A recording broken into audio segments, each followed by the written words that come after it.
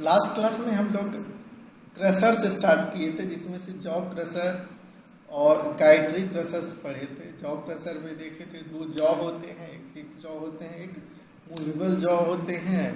और हम लोग भी शेप में वो जॉ सिचुएटेड रहता है, टॉप से चार्ज करते हैं और बॉटम से वो निकलते जाता है हमारा प्रोडक्ट। गायट्री क्रशर और कोन क्रशर में देखे थे, कोन हेड होता है, टॉप से हम लोग चार्ज करते हैं, गैपिंग में कंप्रेशन के थ्रू मल्टीपल टाइम्स में पार्टिकल रिड्यूस होकर के फाइनल हमको प्रोडक्ट मिलता है। आज हम लोग देखने जा रहे हैं roll crusher. Roll crusher generally दो टाइप का था, एक था स्मूथ रोल क्रशर और दूसरा था टूथ रोल क्रशर। तो ज़्यादा कोई अंतर नहीं होता है। टूथ वाले में जो स्मूथ रोल क्रशर में जो रोल्स होते हैं वो प्लेन होते हैं, लेकिन टूथ वाले में उसमें टूथ बना हुआ रहता है, जिससे उसकी थोड़ा इफिशिएंसी ज़्यादा हो।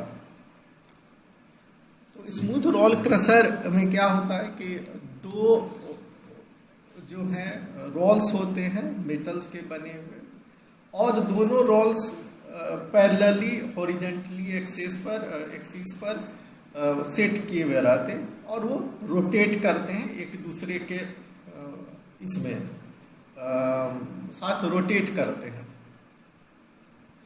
ये होता है। और सिंपली ये देखो, ये दो रोल्स हैं, एक रोल्स ये है और दूसरा एक रोल्स ये है। ये जो है एक क्लॉकवाइज रोटेट करता है, एक एंटी क्लॉकवाइज रोटेट करता है। और टॉप से हम लोग मटेरियल को चार्ज करते हैं, और जब चार्ज करते हैं तो इन दोनों के रोल्स के बीच में मटेरियल को आने के बाद कंप्रेशन फोर्स लगता है। इस फोर्स के द्वारा मटेरियल ब्रेक आउट होता है और धीरे धीरे और भी मल्टीपल टाइम ब्रेक हो करके ये नीचे गिर जाता है। ये सिंपल कंसेप्ट होता है इस रोलर क्रशर का। और जो स्मूथ रोलर क्रशर्स होते हैं, ये जो रोल्स होते हैं वो सिंपली प्लेन होते हैं, जबकि टूथ वाले में यहाँ पे ग्रुप्स बने होते हैं दोनों रोल्स में। तो ये एक सिंपल डिजाइन होता है रोल क्रशर का। और हम लोग देखें दोनों जो रोल्स होते हैं एक दूसरे के पैरेलल में हॉरिजॉन्टल एक्सिस पर सिचुएटेड रहते हैं और जो रोटेट करते हैं। पार्टिकल हम लोग टॉप से चार्ज करते हैं, और टॉप से चार्ज करने के बाद ये दोनों रोल्स के बीच आउट होता है पार्टिकल, और जिसके की कारण कंप्रेशन फोर्स के कारण ये पार्टिकल ब्रोकन होता है, और मल्टीपल टाइम ब्रोक होने के बाद ये फाइनली जो है वो नीचे से ड्रॉप आउट हो जाता है। जो रोल्स होते हैं वो रोटेट करते हैं टुवर्ड्स ईच अदर, और दोनों जो रोल्स होते हैं वो नॉर्मली सेम स्पीड से रोटेट करते हैं।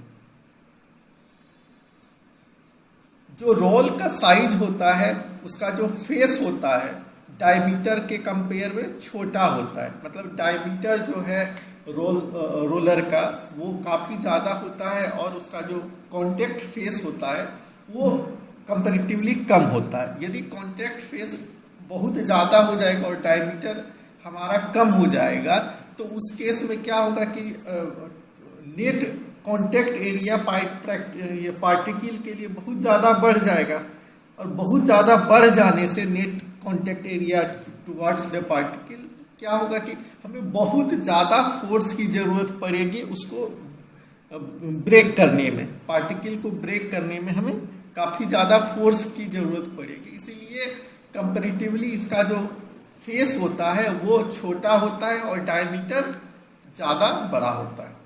एक टिपिकल रोल क्रशर की बात करें तो उसका डायमीटर 24 इंच का होता है, और जो है उसका फेस जो है वो 12 इंच का होता है। यहाँ से स्टार्ट होकर के ये डायमीटर 78 इंच तक चला जाता है, और साथ ही साथ फेस का जो साइज है वो 36 इंच तक चला जाता है। या तो यहाँ देखिए कि हमारे पास डायमीटर और फेस का जो रेशियो है ये 2:1 आता है। मतलब जो भी डायमीटर है वो फेस के साइज से लगभग 2 गुना बड़ा होता है। रोल क्रशर का जो स्पीड का रेंज होता है वो 50 से लेके 300 आरपीएम तक होता है, मतलब 1 मिनट में वो 50 से लेके 300 रोटेशन कर सकता है। स्मूथ रोल क्रशर जो है वो एक सेकेंडरी क्रशर है, और इसका जो फीड साइज होता है, हम लोग देखें प्राइमरी क्रशर्स थे, जॉ क्रशर्स और रोलर, ये गाइट्री क्रशर्स, ये सब प्राइमरी क्रशर्स थे। और ये जो होता है प्राइमरी क्रशर में जो फीड का साइज होता है वो कंपेरेटिवली ज़्यादा बड़ा होता है, और प्रोडक्ट जो निकलते हैं वो भी थोड़े ज़्यादा बड़े निकलते हैं। लेकिन जब सेकेंडरी टाइप के क्रशर का बात हम लोग करते हैं, उसमें जो इनपुट फीड इनपुट का साइज होता है वो कंपेरेटिवली छोटा होता है। जो प्राइमरी क्रशर का आउटपुट निकलता है वो इसके लिए इनपुट होता है, तो इसके लिए फीड साइज जो होता है 0.5 to 3 इंच होता है, और प्रोडक्ट जो हमें निकलता है वो 0.5 से लेके 20 मेष तक का निकलता है। और जो आउटपुट प्रोडक्ट होता है वो जो है ये दोनों रोल्स के बीच का कितना स्पेसिंग है इसके ऊपर डिपेंड करता है। यदि स्पेसिंग ज़्यादा होगा तो जो आउटपुट का जो प्रोडक्ट होगा, आउटपुट प्रोडक्ट का साइज वो ज़्यादा बड़ा होगा, और यदि दोनों रोल्स के बीच का स्पेसिंग बहुत कम होगा तो जो आउटपुट जो भी प्रोडक्ट निकलेगा वो उसका जो साइज होगा वो काफ़ी कम होगा। अगला जो इक्विपमेंट होता है साइज रिडक्शन के लिए यूज किया जाता है वो होता है ग्राइंडर। जो क्रशर्स से जो मटेरियल निकलते हैं उसको और भी बारीक करने के लिए, और भी फाइन करने के लिए हम लोग ग्राइंडर का यूज करते हैं। ग्राइंडर एक इंटरमीडिएट ड्यूटी रिडक्शन मशीन है, क्योंकि इसके बाद भी हम लोग को यदि अल्ट्रा फाइन पार्टिकल की ज़रूरत होती है तो हम लोग अल्ट्रा फाइन ग्राइंडर का यूज़ करते हैं। तो ग्राइंडर का जो पर्पस होता है वो होता है फाइन पार्टिकल को अचीव करना, और जो क्रशर से जो हमें प्रोडक्ट मिलते हैं उसको हम लोग वो जो है ग्राइंडर के लिए फीड होता है, और फाइनली हमको फाइन पार्टिकल मिलता है। कॉमर्शियली जो है 4 टाइप के ग्राइंडर का यूज करते हैं हम लोग। एक होता है हामर मिल और इम्पैक्टर, रोलिंग कंप्रेशन मिल, एट्रीशन मिल और रिवॉल्विंग मिल। तो हामर मिल आज हम लोग पढ़ने जा रहे हैं। हामर मिल में क्या होता है कि एक सिलिंड्रिकल जो है ये केसिंग होता है या चेम्बर होता है, उस चेम्बर के अंदर एक रोटर लगे होते हैं, और उस रोटर में हामर फिक्स किया हुआ रहता है। बहुत सारा छोटा छोटा छोटा छोटा हामर फिक्स किया रहता है। हम लोग जो है उस चेम्बर में जब मटेरियल को डालते हैं वो हामर रोटेट करता है। तो जब हामर रोटेट करता है तो वो उस रोटेशन के दौरान वो हामर के द्वारा पार्टिकल के ऊपर इम्पैक्ट होता है, इम्पैक्ट होता है, और वो इम्पैक्ट जा करके इम्पैक्ट होने के बाद वो सिलेंडर केसिंग के वॉल से टकराता है। साथ ही साथ वहाँ रबिंग एक्शन भी होता है। इम्पैक्ट होने के बाद वहाँ रबिंग होता है। तो यहाँ पे 2 फोर्स काम करते हैं। एक तो होता है कि रबिंग फोर्स भी हो रहा है, उसके कारण भी पार्टिकल साइज का रिडक्शन हो रहा है, साथ ही साथ इम्पैक्ट भी हो रहा है उस हामर के द्वारा। और जो शाफ्ट लगे होते हैं, रोटर के जो शाफ्ट लगे होते हैं वो हॉरिजॉन्टल होते हैं, और टॉप से हम लोग चार्ज करते हैं। फीड जो है हम लोग drop into top of the casing, और जो कि हामर के द्वारा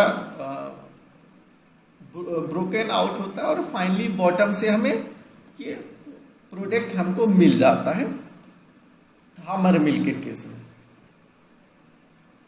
हामर मिल के मदद से हम लोग लगभग सारी चीज को ग्राइंड कर सकते हैं। जैसे कि बहुत हार्ड फाइब्रस सॉलिड है तो भी ग्राइंड कर सकते हैं, सॉफ्ट है तो भी ग्राइंड कर सकते हैं, क्ले पार्टिकल को भी ग्राइंड कर सकते हैं, रॉक्स को भी ग्राइंड कर सकते हैं।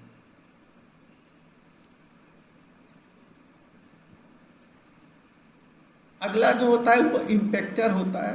इम्पैक्टर में सिंपली क्या होता है कि इम्पैक्ट फोर्स का यूज करते हैं पार्टिकल को तोड़ने के लिए। यहाँ पे जो पहले हम लोग देखे कि हैमर मिल में रबिंग एक्शन का भी यूज करते थे, जो सिलेंडर में रबिंग के कारण पार्टिकल का रिडक्शन होता है। तो इसमें नहीं, इसमें सिर्फ जैसे हम लोग हथौड़ी से ये करते हैं ना, तोड़ते हैं, उसी टाइप का एक इम्पैक्टर होता है जिसमें सिर्फ इम्पैक्ट फोर्स के द्वारा ये पार्टिकल का रिडक्शन होता है और इसमें कोई भी स्क्रीन कंटेंट नहीं होता है। स्क्रीनिंग का काम ये होता है कि बड़े पार्टिकल और छोटे पार्टिकल को सेपरेट करना, जिसके के कारण आसानी से साइज का रिडक्शन हो पाए।